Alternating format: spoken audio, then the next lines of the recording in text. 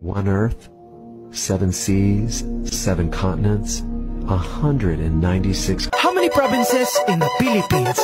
I don't know. How many? Believe it or not, 81. Abra, Kalinga, Aurora, Laguna, Maguindanao, Ifugao, Isabela, Aklan and Basilan, Sulu, Biliran, Leyte, Cagayan, Bulacan and Palawan, Batanes, Batangas, Bohol, Guimaras, Agusan del Norte, Agusan del Sur, Capiz, Cavite, Bataan, Masbate, Ilocos, Norte, Ilocos Sur, Tarlac, Tawi-Tawi, Cebu, Sarangani, Camarines Norte, Sorsogon, Compostela Valley, Quezon, Zambales, Camarines Sur and Bukidnon, Zamboanga, Sibugay and Del Sur, Albay, Zamboanga del Norte din, there's Pampanga, Nueva Ecija, Nueva Vizcaya and Camiguin. These are the Philippine provinces. Every Pinoy in the world comes from one of them. Mabuhay! These are the Philippine provinces. There are 7,107 islands.